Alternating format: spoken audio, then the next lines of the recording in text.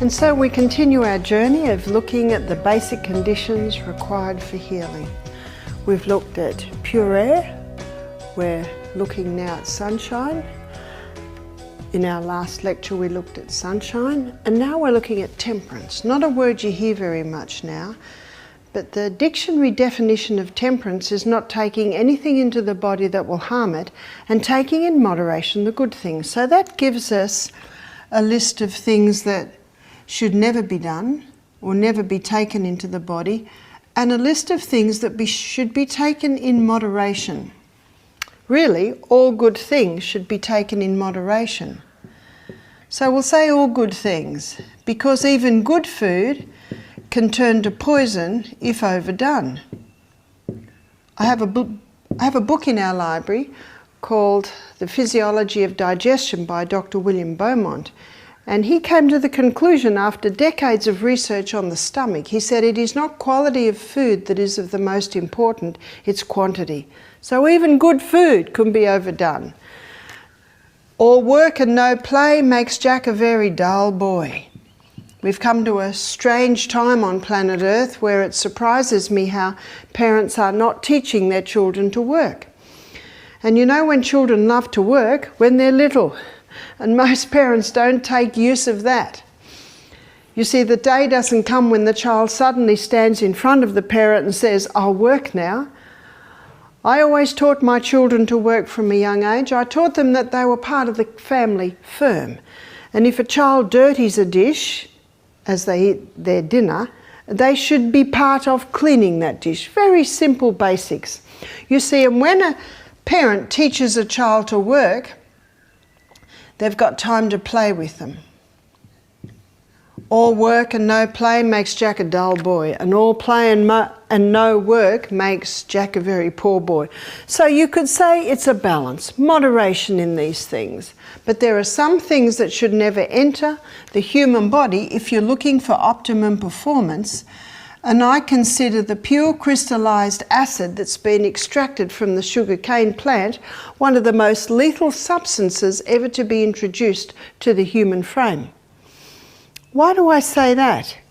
Well, sugar is as closely related to the sugarcane plant as heroin is to the poppy plant, and yet really more lethal. Let me show you. When sugar goes into the body, blood glucose levels rise dramatically.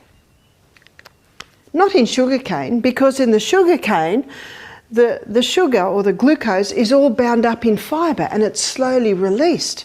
But this pure acid that's been extracted from the sugarcane plant, when it's taken into the body, how would it have been taken into the body?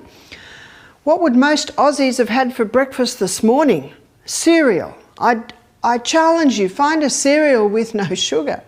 Some of them are incredibly high. Blood glucose levels rise dramatically. Very quickly, the pancreas responds by releasing insulin to get the blood glucose levels down. Because it was a crisis and too much insulin was released, because there was so much glucose, blood glucose levels start to drop too low. This is a crisis.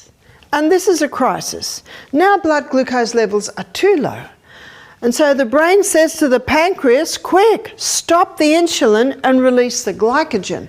Glycogen is the hormone that gets the blood glucose levels up again. But the person usually has a little bit more sugar down there. So up they go again, now too high. So the brain says to the pancreas, now we're too high. Stop the glycogen, release the insulin. And we've got a situation now where many people's blood sugars levels are doing this all day long instead of this. Instead of a nice, steady, sure, consistent supply of nutrients, we get too high, too lows, and basically crisis, crisis, crisis, crisis. And what's happening is the cell starts to resist the insulin. Let's go back to the cell. So here is the cell. We've got our 20-step pathway, and then we've got our 8-step pathway. And over on the side, we've got our glycogen stores, the quick-release glucose stores. And what happens is, when the insulin's released to get the glucose into the cell, and if the energy cycle is full and the glycogen stores are full, then a situation happens where the cell begins to resist insulin. It's called insulin resistance. And what happens when you've got insulin resistance happening? The glucose stays in the blood. The message is given to the pancreas, more insulin, so more insulin's released. See, we've got this vicious cycle. And eventually the pancreas just stops releasing the insulin.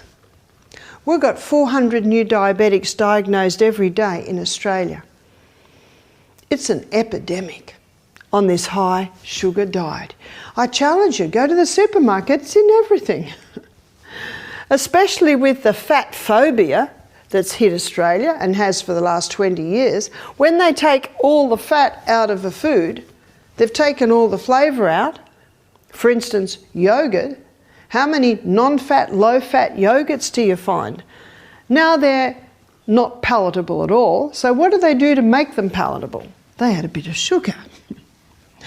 Now that person that eats that low-fat yogurt, sparked with sugar to make it palatable, now their body's dumping a dangerous fat, which we talked about yesterday. You see the predicament. But something else has come in. You see, Aussies have been using sugar for decades. Something else has come into the equation that has caused this explosion of diabetes. It is wheat. Now, the wheat I'm referring to is the wheat that you will find in every pasta, every bread, every biscuit, every cake, every cereal. And what that does is it contains a starch. Now, the wheat that is found today is a hybridised wheat. It was hybridised in the 1950s. Dr. Norman Bulag received a Nobel Prize in 1969 for this hybridised wheat. And in the 1970s, that hybridised wheat went worldwide. And that's why I say every bread, every wheat product you find today, it will be the hybridised wheat. Tomorrow, I'm going to discuss the gluten aspect of this hybridised wheat. But what I want to show this morning is the starch aspect.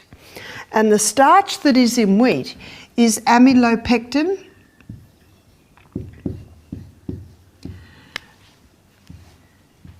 amylopectin A, it's called.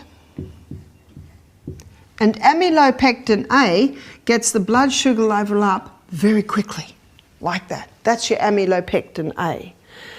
Amylopectin B is found in bananas and potatoes. And for those who are familiar with the glycemic index of food, the glycemic index of food is where the sugar is released into the blood. Anything above 55 is high, anything below 55 is low. And banana and potatoes are quite high.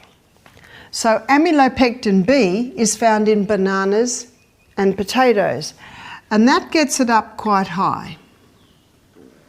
It's basically like that. And amylopectin C is what you find in legumes, and amylopectin C is a blood sugar level like this. So it's the amylopectin A, it's this specific starch that you'll find in the hybridised wheat. Look what it's doing to blood sugar levels. In fact, if this is sugar's blood sugar levels, this is wheat's, because of this amylopectin A, this type of starch that is in the hybridised wheat. Let's look at the glycemic index. So GI, glycemic index, how quickly the food breaks down to glucose in the blood. Anything above 55 is high. So 55 basically is baseline. Cherries are about 26. So cherries are nice and low.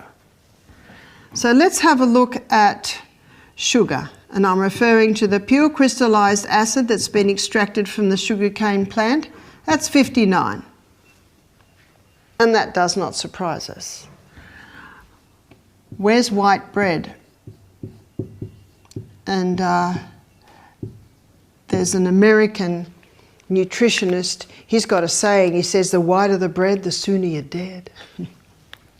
But that's changing when you see this. White bread is 69. Because of this amylopectin A, can you see that white wheat bread is higher than even refined sugar? Wholemeal bread. Where does wholemeal bread sit? Wholemeal bread is 72. 72. Wholemeal bread gets the blood sugar level up higher than white bread? How could this be? It's because the wholemeal bread, not being refined, it has more amylopectin A in it. You see that? And what are most diabetics told to eat? Wholemeal bread, whole grain cereal. And you talk to diabetics, they're not conquering their diabetes. We have seen many people conquer their diabetes. We had a man come here for the last 2 weeks. Halfway through the program, after 1 week, he stopped his insulin because his blood sugar levels were averaging 6 every morning. He'd never seen that. So he stopped his insulin. Halfway through the 2nd week, he stopped 2 more of his diabetic medications. So halfway through the 2nd week, he's off all his diabetic medication, and his blood sugar levels, they didn't stay at 6, they came up a little bit, but I said, don't you worry about it, you're coming off the medication. He said, I used to be 23. He said, the highest level I got here at the health retreat was something like 9. That's remarkable, and that's off his medication. If you want to pursue this subject, you can pursue it a little bit more in a book called Wheat Belly by Dr. William Davis, where he shows very clearly the research that is showing that. And this explains why the wheat is getting these highs, higher even than banana and potatoes that are well acknowledged to get blood sugar levels up quickly. And diabetics are usually told to stop potatoes and to stop bananas, but they're not told to stop the wheat. Why not? Because this is not universally known, but you can know it by reading Dr. William Davis' book, Wheat Belly, where he shows it very clearly. You know why the book's called Wheat Belly? Because these blood sugar level highs that wheat's causing is causing it to all store as fat on the belly. That's the book, Wheat Belly. Caffeine.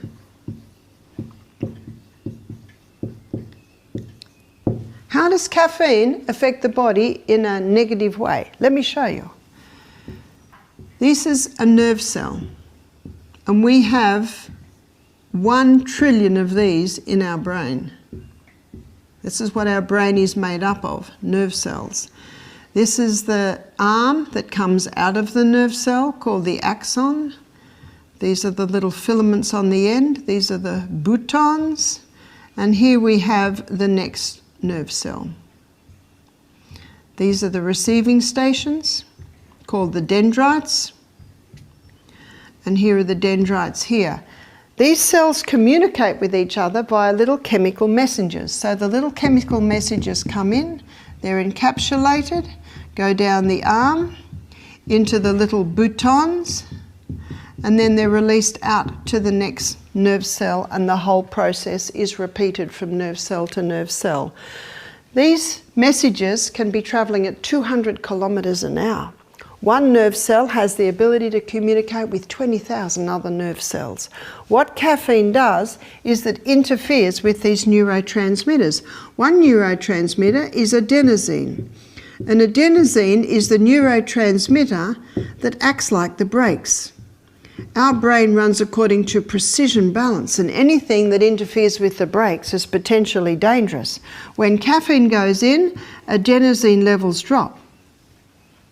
Brakes are failing. Body's got to do something. So it quickly develops extra little receptor sites on the dendrites to grab every bit of adenosine that comes through.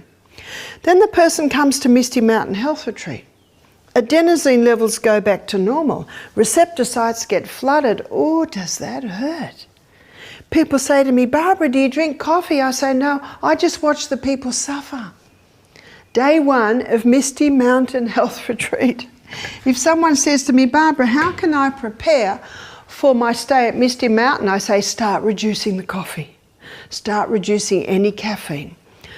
Let me define caffeine in coffee, in tea, in Red Bulls, all your energy drinks. There's not much in chocolate, but most people, I say most women that I meet, can't stop at 1 square. So a whole block of chocolate, you're starting to get there. Caffeine also affects another neurotransmitter called acetylcholine. And acetylcholine is a neurotransmitter that has to do with brain function, and it rises under the effect of caffeine. That's why a lot of people say, oh, I can't do my work unless I've had my cup of coffee. It just gets my brain working. That is true. It does get it working. But very quickly the brain says, we've got an imbalance here. Stop making so much acetylcholine. So there might be an initial rise and then there's always a corresponding dump. The other neurotransmitter is dopamine. Dopamine is an interesting hormone because dopamine is not a happiness hormone, it's a pursuit of happiness hormone. It actually gets us to pursue happiness. It rises under the effect of caffeine. Many addictive substances release dopamine, and that is what causes a person to go for the next cup of coffee, for the next cigarette, for the next drink of alcohol, for the next drug. Dopamine, it's the pursuit of happiness, it's the pursuit of reward hormone. It's dopamine that gets me weeding my garden, but then I get my reward of a weeded garden. So it's not that dopamine's bad, but in the case of addictions, it's actually overused for the person to keep going and getting the pursuit of happiness, but they never find happiness. Eventually, when a person is continually having coffee day after day after day, dopamine levels get exhausted. And then the pursuit of happiness is not there. And what a person eventually experiences is an inability to even do anything. Caffeine dramatically interferes with the neurotransmitters in the brain.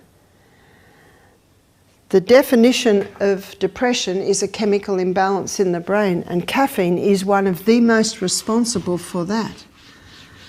I will be exploring the effect of caffeine on the brain in more detail in my lecture on the mind. Suffice to say now, this is best kept out of the body. Mercury. Mercury is a neurotoxin. There's no safe dose of mercury. About 50% of dentists today are still using mercury.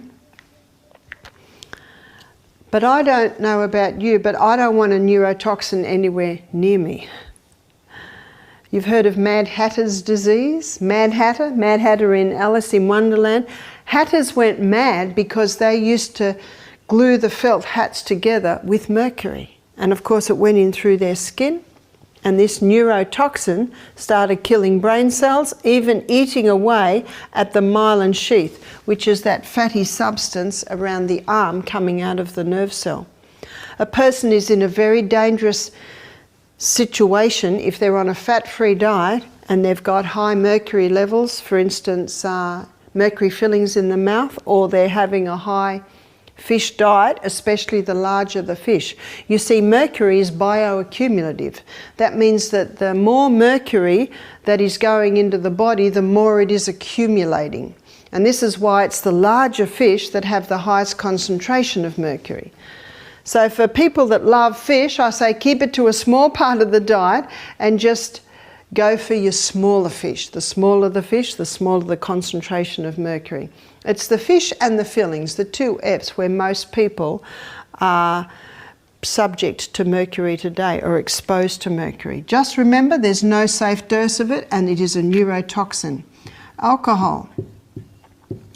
Alcohol is also a neurotoxin. There is no safe dose of mercury and there is no safe dose of alcohol. Mercury was banned in America for 300 years, till about the early 1920s, when 3 European dentists started their own association, the American Dental Association, where they legalised mercury. Why do they love mercury? Because it is the only metal that is liquid. And so it moulds to the teeth, and it is antiseptic. It's antiseptic, all right, it's anti-life, it's anti-human. No safe dose of it. Alcohol was banned in America for 13 years, from 1920 to 1933. And if you can get the results of that 13 years, why do I say that? Because it's very difficult to get the results. They like you to think that alcohol was legalised to stop the black market, the mafia, the moonshine, but the American government promised the American people if they legalised alcohol, they would not have to pay taxes. But you can get some figures. One of the figures is mental institution occupancy dropped to 8% when the alcohol was gone. Domestic violence almost wiped out. The jails were a lot emptier when the alcohol was illegal in America. Some states were a little bit slower on changing around, but the results were phenomenal. There's no safe dose of alcohol. It's a neurotoxin. That means it kills brain cells, and I don't know about you, but I don't want any more brain cells to go. And the brain cells we have now, we have for life. So alcohol must go. If you're looking for optimum performance, tobacco. There are some pretty impressive pictures on the side of the road today. I don't know whether impressive of the world. Some of them are horror pictures, showing the effect of tobacco, and every single one of them is true.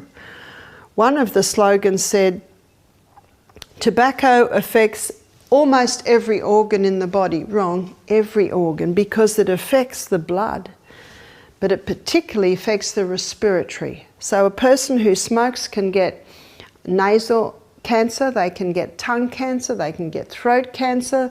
Cancer can go all through the lung area. There is no safe dose of this. Have you ever had a fire and cleaned your chimney out? That gives you an idea of what's building up in the lungs of human beings. Drugs do not cure disease. They only change the form and location of the disease. Every drug has a side effect. I had a guest say to me recently, he said, Barbara, they're not side effects, they're effects. They're one of the effects of the medication. Absolutely right, the drug might alleviate one symptom, but it can create a whole lot of other symptoms. That's why I say to people, if you're on any medication at all, you need to go to the chemist and get a printout and have a very good look at the side effects of the medication that you're on, because every drug has a side effect. Some drugs must not be stopped immediately. That's why I say if you're on medication, you must work with a health professional who can show you how to ease off and implement lifestyle changes. Even herbs, there are a whole range of things that can be done to bring about a healing condition in the body. Monosodium glutamate. Monosodium glutamate is called an excitotoxin because it causes the nerve cells on the tongue to overfire. And when the nerve cells on the tongue overfire, the food tastes fantastic. Do you know what that means? Rotten food would taste good. Do you know it's one of the causes of food poisoning is people are eating rotten food and they don't know it because of the amount of MSG is in there making anything taste good. When we eat food in its natural state, when we're eating organic food that has a far higher mineral content giving it a better taste, there's no need to go to the artificial flavourings and colourings. You'll find MSG in the 620s to 630s, that's the number. But be careful, they're putting it under different names now. Hydrolyzed vegetable protein, hydrogenated vegetable protein, and flavour enhancers. They're other names for MSG. If MSG is an excitotoxin, and if it causes the nerve cells on the tongue to overfire, it causes nerve cells everywhere to overfire. And the highest concentration will be found where the spinal cord meets the brain, and you'll find a lot of people who have a meal with MSG in it get a pain in that area. Chemicals. We've got to get the chemicals out of our toothpaste, out of our shampoo, out of our laundry detergent, out of our homes. Shannon Lush, she's often on Talkback Radio. She has a book called Completely Spotless. We have it in our library. And she has alternatives to just about everything regarding cleaning.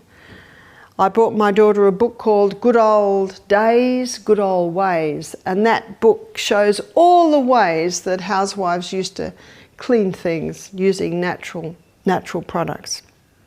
We don't even need to go to that. In the supermarket today, you can find biodegradable washing detergents. You can even find whiteners. I know Eco Store is one. There are actually quite a few. I like white pillowcases, but I don't want to use bleach. But these whiteners do a very good job, and they don't have any toxic ingredients in them. This is a very socially acceptable list, isn't it?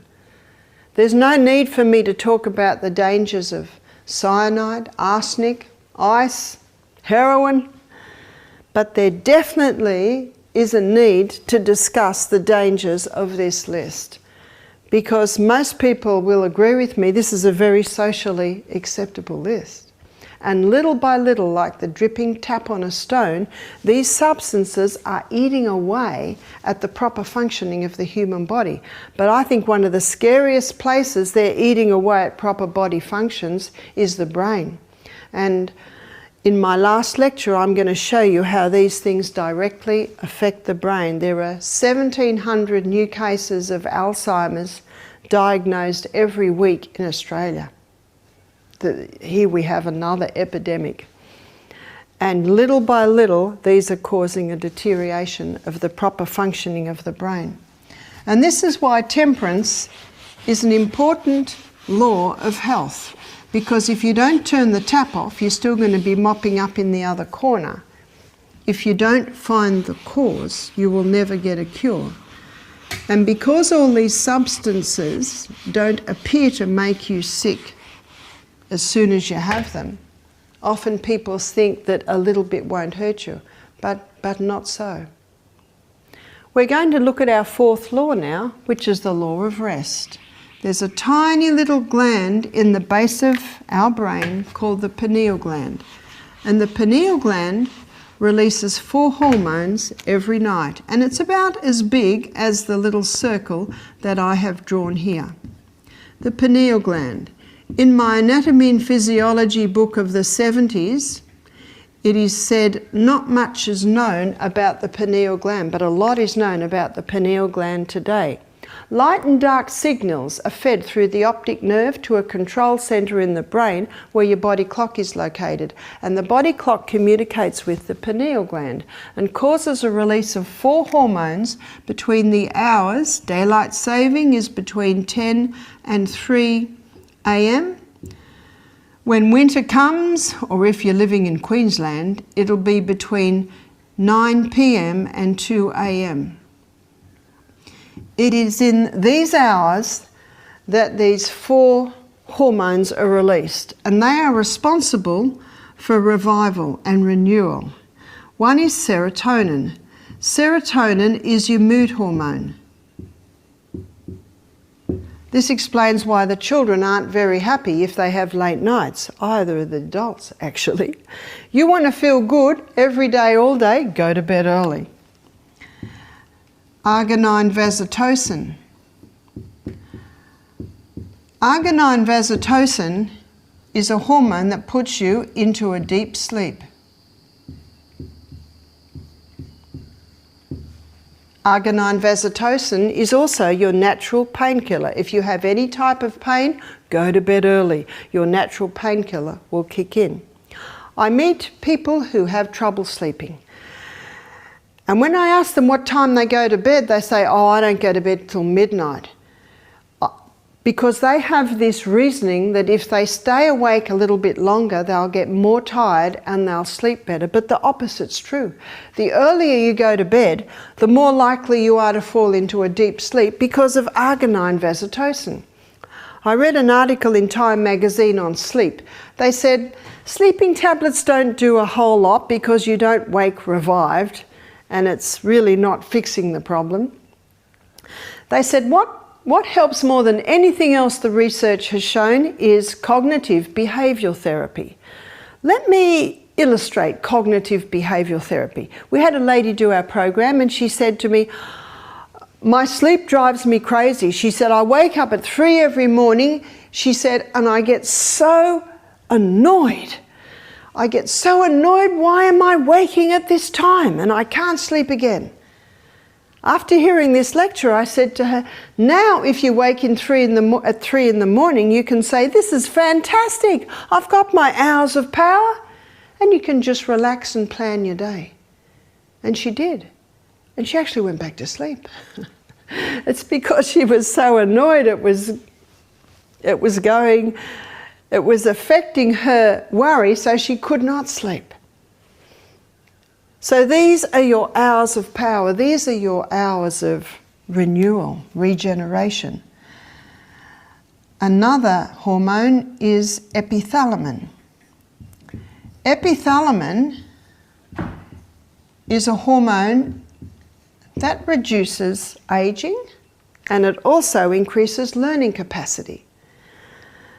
When you hear the lecture on the mind, you will see that we should never be out of school. We should always be learning new things.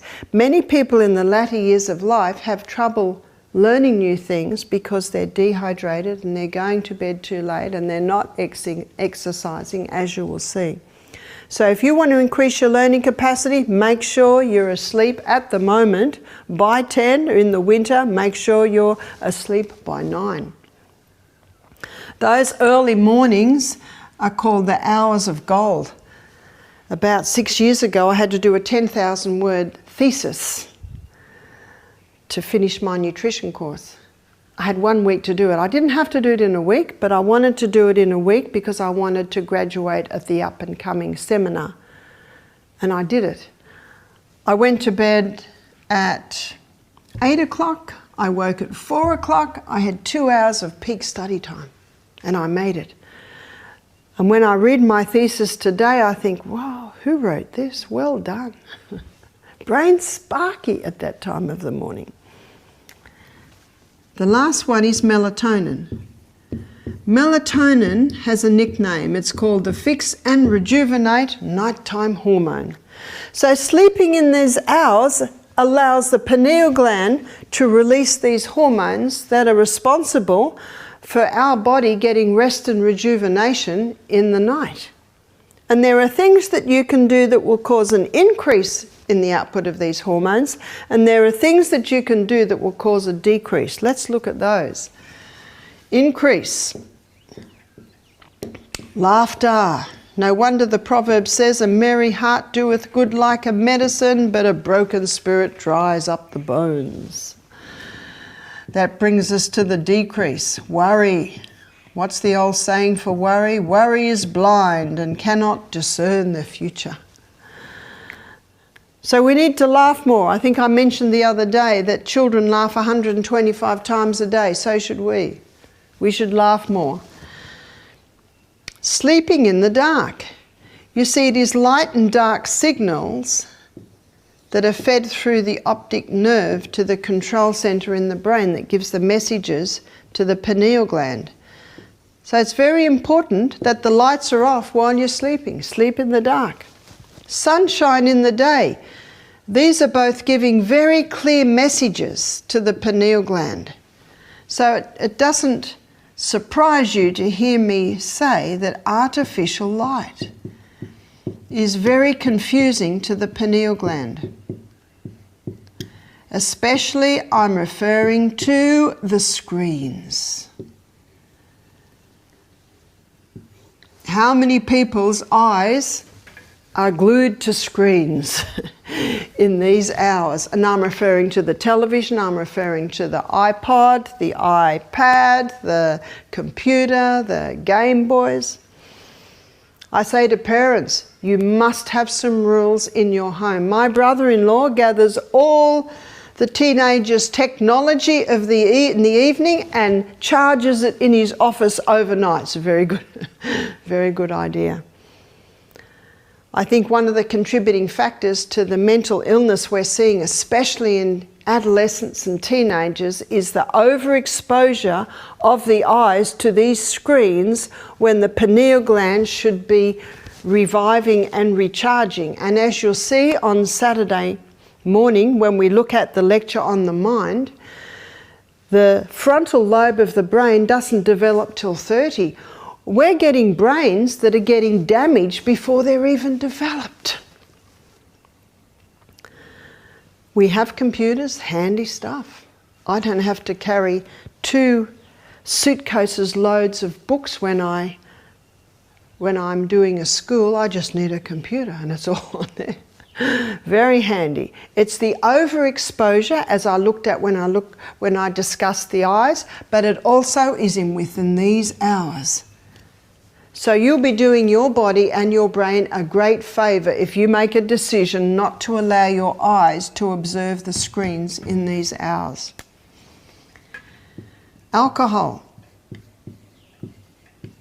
Alcohol causes a 41% reduction in the output of these hormones. So that bit of red wine might put you to sleep, but you'll wake with half-charged batteries. Caffeine. Caffeine causes a cut in half for 6 hours. So these hormones are cut in half for 6 hours after caffeine. Exercise. I will be discussing exercise in a later lecture, but when you implement the exercise that causes the body to start running more efficiently, you can double the output of those hormones at night. Fasting. When we go to bed with empty tummies and quiet intestines, the intestines produce tryptophan. And tryptophan is a key amino acid used in the production of melatonin and serotonin. Meat is high in an amino acid called methionine. And methionine, in high amounts, blocks the action of tryptophan. This knowledge allows you to get more out of your day, more out of your life. What's the old saying? Early to bed, early to rise, makes a man healthy, wealthy and wise. They didn't know about the pineal gland. In the 1970s, they didn't know about the pineal gland. But science today is proving the truth behind that old saying. I was reading an interview of a 116-year-old Russian man on his secrets of longevity. He says, I rise with the sun, I go down with the sun. He didn't realise it, but he's getting his good quota of his reviving, renewing hormones every single night.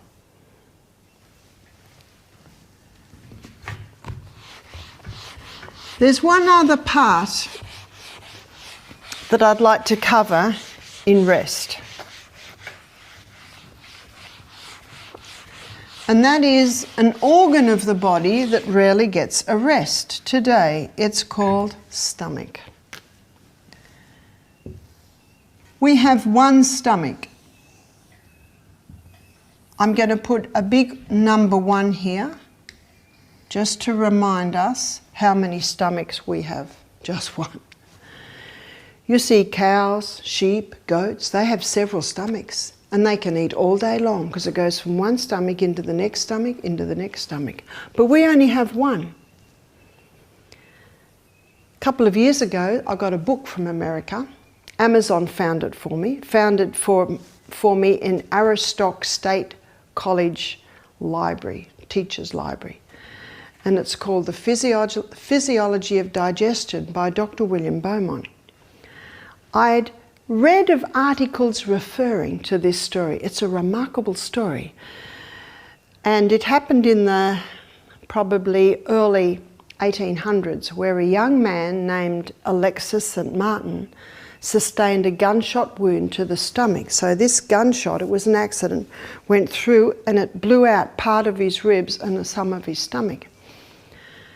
At the time, Dr. William Beaumont was only 25 and he attended Alexis St. Martin and he said he would not live.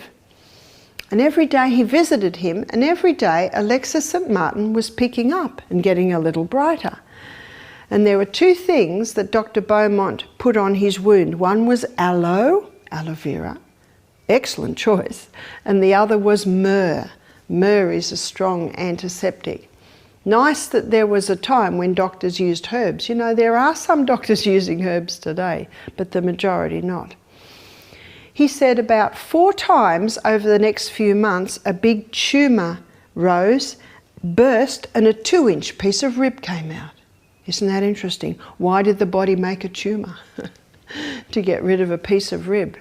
And then after that, everything settled down. And Alexis St. Martin moved around, was able to eat and function, but he was left with something unusual, a hole in his stomach. It was about there. And in the book, The Physiology of Digestion, there are a couple of pencil drawings. And in the morning, foals would sort of be coming out of the hole a little bit like that.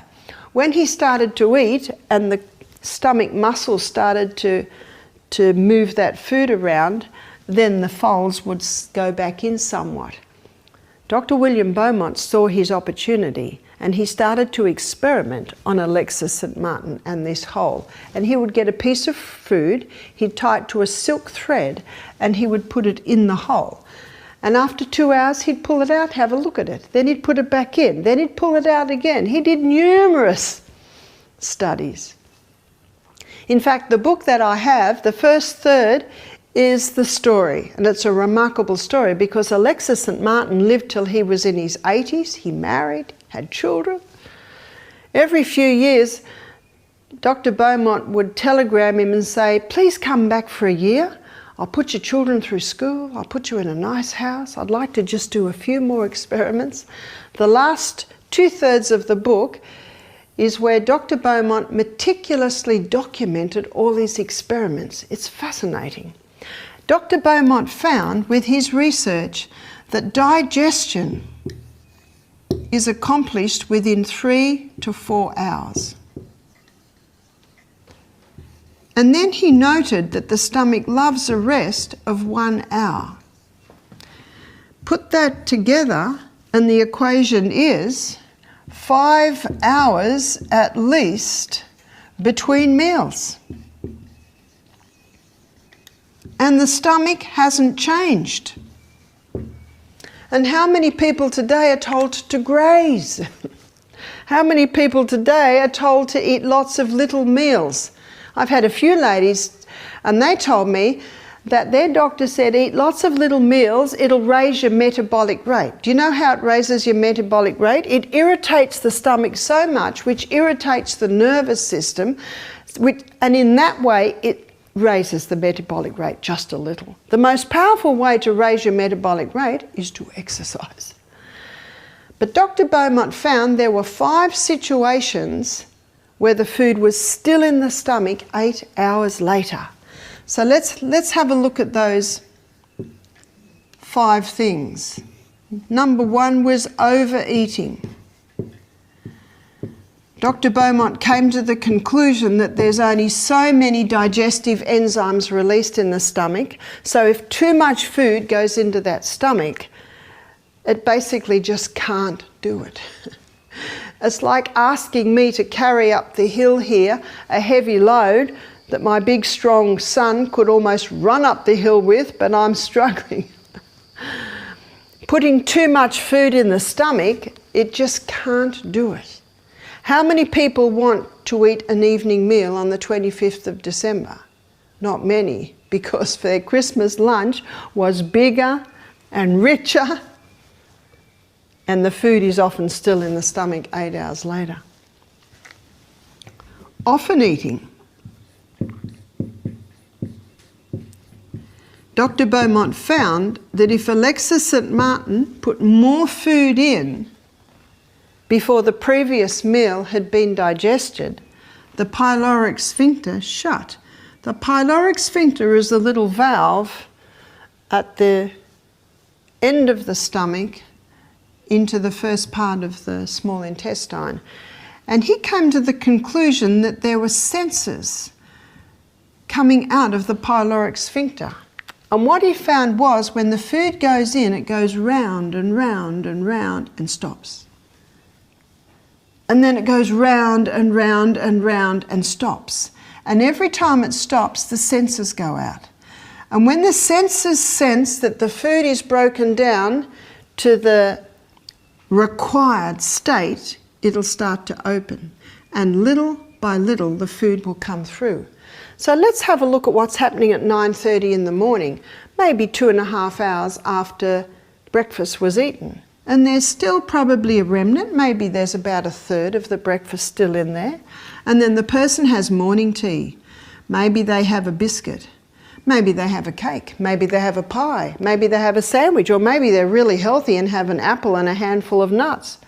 Actually, it doesn't matter what it is. It's food. The senses quickly pick up that it's not broken down to the right state, and so the door is shut. After about an hour, the apple and the nuts or the sandwich are broken down to the desired state, and pyloric sphincter starts to open little by little. And because of the going round and round and stop, it's in the stopping sign that it starts to take bits of food through. So let's say they had the apple and the handful of nuts at 9:30. 12 o'clock, lunch happens. 12 o'clock, the food isn't all out. Lunch comes in. How big's lunch? Maybe it's this big. Pyloric sphincter shuts again. And this is happening all through the day, to the point where Dr. Beaumont found remnants of breakfast still in the stomach 8 hours later. Large fluid with the meal. And isn't this an Aussie habit? Every time Michael and I are travelling and we go to a restaurant, the waiter says, "What will you have to drink?" And we say, "We won't have anything to drink." And you can see they're very challenged by this, because everyone drinks with their meal. So they say, "Oh, we'll just bring you water." Now we let them, because otherwise they won't leave us alone. And one day when a waiter was just really floored by us saying we won't have anything to drink, I said, "We've already drunk our water." We're such a fast society today. People run, run, run, run, work, work, work, sit down to lunch. Oh, they haven't drunk. So the water is drunk with the meals. I say to our guests, if you're thirsty, by all means have a mouthful. A mouthful won't do a great amount at reducing your hydrochloric acid, your pepsinogen. But large fluid with the meal absolutely will. We need to stop drinking water about half an hour before the meal, and then resume drinking water about an hour and a half, maybe 2 hours after the meal. And that's easy done, especially when you leave 5 hours between the meal. Alcohol. Whenever Alexis St. Martin had alcohol with the meal, it slowed down digestion. Fear and anger, stress. Whenever Alexis St. Martin was irritable or angry, digestion just stopped. I think sometimes he got a little irritable with the food going in and out of his hole in his stomach. Most of the time he was fine, but Dr. Beaumont found that if he'd been drinking alcohol the night before, he was more irritated, so a few things came together to cause that. How many Aussies could tick every box here?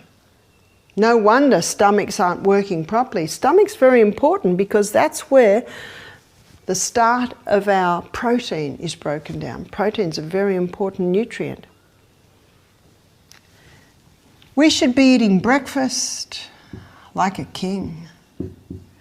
We should be eating lunch like a queen.